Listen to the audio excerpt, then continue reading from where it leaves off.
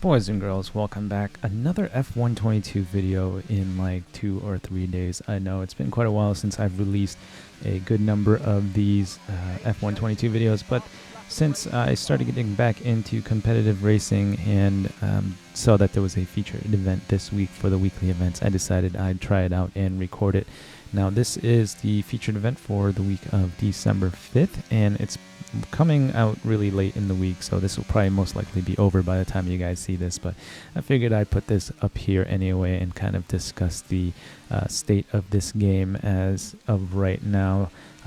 Not having had played it for quite a few months. I thought I was only away for about 2 months, but I checked the release date of the last video in my Master Rank series, and it says that it's been 3 months, so I've actually spent 3 months away from this game, and I figured I'd need a little bit of time to kind of get back up to pace, but it didn't really take long, honestly. This was my 4th run, I believe, on the featured event.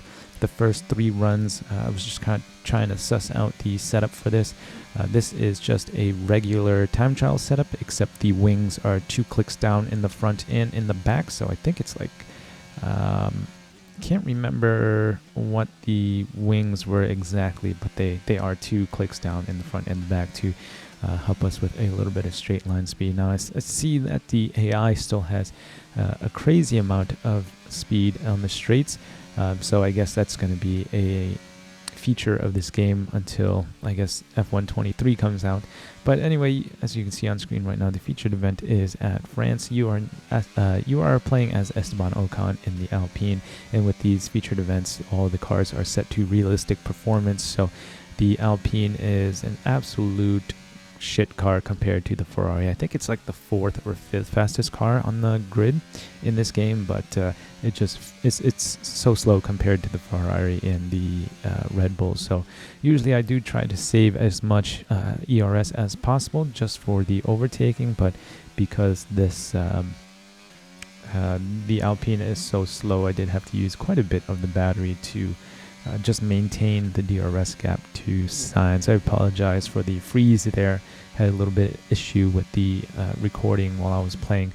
But anyway, yeah, having to use a little bit of ERS on every lap just to maintain the DRS gap to Sainz, and then just waiting for the perfect opportunity to strike. Now, the only thing that you have to watch out for in this featured event really is 1 or 2 back markers that kind of get in the way if you catch up to them at a really difficult spot.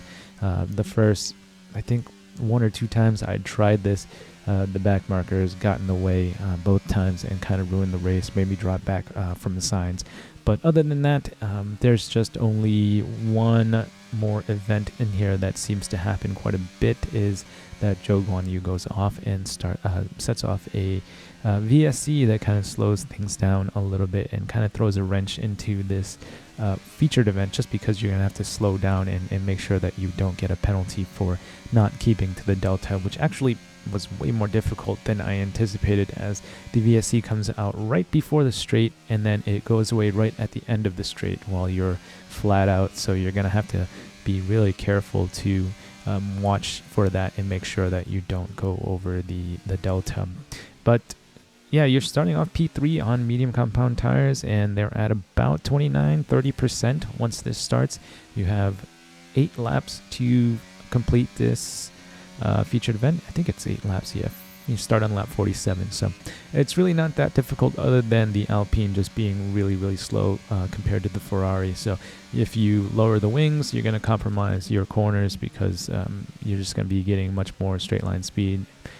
But if you keep the wings the same as the time trial setup, or if you raise the wings, then you're going to compromise your straight line speed. So I decided to just go with 2 clicks down in the front, 2 clicks down in the rear for a straight line speed. This is only at 105 difficulty anyway, so the AI isn't extremely fast through the corners, but it was still a little difficult for me, and I think maybe being away from this game for like 3 months made it a little bit more difficult. Now I have been jumping back in just to try out the practice and quali for the weekly events, and then if there was a featured event, I would jump on and play like 45 minutes to an hour of that. But I didn't even get a chance to play the last one at Britain, just because I was too lazy to do so. So this is the first featured event I've played since the one at Baku, I believe, the one where you're in the AlphaTauri, which was maybe like 5 or 6 weeks ago. So yeah, it was pretty fun getting back into this game. It's been quite a while since I've played it consistently, like I said, other than coming in to play for 30 minutes or 45 minutes once every 2 weeks. I haven't been playing this game much, but this is the VSC that I was talking about right before the DRS straight Zhou Guanyu goes off. So luckily for us, we were still close enough to signs to where we can maintain the delta to the VSC and still be within the 1 second. But because it's on the straight here, it's really difficult to judge. Even though you're flat out, the delta is going up, and then as soon as you hit these corners, the delta just drops back down towards 0. So you have to be really careful. But luckily the VSC pretty much stays out until the end of this straight, so not super difficult. Just have to be wary and make sure that you don't lose too much time to signs. Otherwise, if you drop out of DRS, you're going to be using up a lot of precious battery charge to try to close back within that DRS gap to him. But other than that, it was really easy, and it was pretty fun. It was a good reintroduction back into the game, and I don't know if there were any patches released. There might have been like one patch that was released since the last time I played this game. I've been watching a lot of other content creators play F1 22, and I don't know, it just seems like they haven't been releasing much lately, and it seems like every year, usually towards the end of the life cycle of the game, like February or March, a lot of players will start doing really weird challenges to try and stretch out the life cycle a little bit longer, where they'll jump into other racing sims and other racing games to kind of bridge that gap from the game dying to the release of the next game. And it's started in November this year, which is really odd. You have guys like Limitless playing Assetto Corsa and even getting into iRacing now, and then I haven't even been seeing guys like Tiamat Marduk and Arava releasing a whole bunch of videos.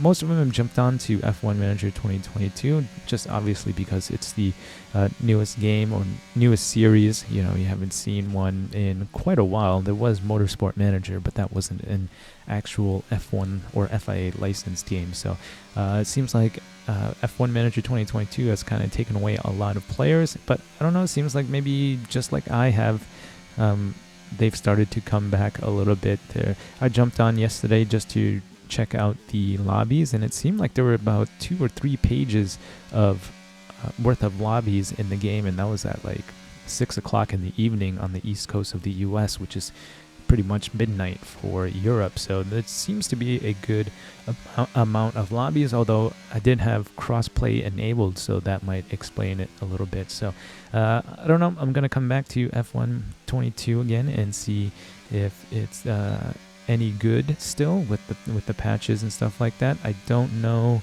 I know that there was a patch release. They released that elimination mode, which seems kind of like a mess. I saw some YouTube videos on it, and it just seemed like it's like no rules, no setups are allowed, and you're not allowed to host your own lobby. So maybe if they continue working on that and allow us to customize the lobbies a little bit more, it might be a little bit more fun. But for now, it just seems like a regular open lobby, like a beginner-friendly open lobby game mode with no rules and no setup customization. So I don't know, I don't think I'm going to be partaking too much in that, and unless they start allowing us to customize the lobbies a little bit more. But yeah, as you can see here, right on lap 52, we saved up enough battery to where we can overtake him on the DRS straight, and then from now it's just pretty much keeping him behind us, which isn't too hard. I'm sure if you play Grand Prix mode against the AI, you know that once you pass the AI, they're really not much of a threat anymore. So that was it. It was a really good reintroduction to the game, and I enjoyed that. But anyway, back to the latest patch. It just seems like they're not really, Cody's and EA aren't really giving the players what they're asking for. Instead, they're giving us kind of these new game modes that nobody really asked for. I don't know, who knows, maybe in the future if they work on the elimination races, it might be a little bit more fun. But I'm wondering where the esports qualifying events are. Those usually get released in like October and November, or at least they were the last 2 years, but it's December now and I haven't seen it. I haven't heard any news on it. I don't know, maybe they'll wait until after the esports championship is done with, and then they'll release it, but I've been waiting for those for quite a while now to do some videos on it, and I haven't seen any news on it. I tried looking it up, but I haven't heard anything. So if you guys know anything about the esports qualifier events, let me know in the comments. I'm not looking to qualify. First of all, I'm not good enough to qualify, but I just love those events when they release them, and I really enjoy them. I wish they would release those more often, like these featured events like this. I would prefer they release these on a weekly basis along with the practice, quali, and race events. That was kind of naughty. We kind of pushed Science out of there, but we kept him behind anyway. But I prefer these to the practice, quality, races, just because if I want to do that, if I want to race against a bunch of random people, I can just go do that in an open lobby or a ranked lobby anytime I want to. So I would prefer if they released these on a weekly basis as well, so that it'll give us something extra to kind of work on.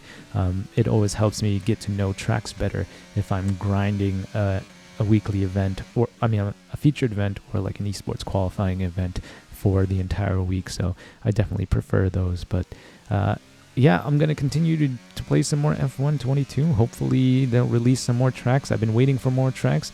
I know they released Portimao and Shanghai, and I've been waiting for more tracks recently, but they haven't released any more, although they did just kind of randomly drop the elimination races, so who knows, maybe they do have some more coming in, but we'll have to wait and see. Anyway, it's been fun. I spent most of this week trying to get back into F1 22, and I think I'm going to put out some more videos, but that's it for this featured event. A little bit boring. You're really only overtaking and taking one position from the AI, but it was still pretty difficult.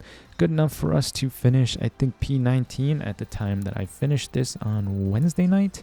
Had a hard time recording the video because of some hardware issue, but I think I checked yesterday and I dropped down to like 26, and I'm sure at this point I've dropped down even further than that, but it was still pretty good for not having played for like 3 months and then on my 4th attempt finishing this. So yeah, I hope you guys enjoyed it. I know you're probably not going to take too much away from this, as it's a pretty straightforward event, but if you think I've earned it, please leave a like, comment, or subscribe. Stay tuned for more. Remember to eat your bok choy, and I'll see you guys in the next one.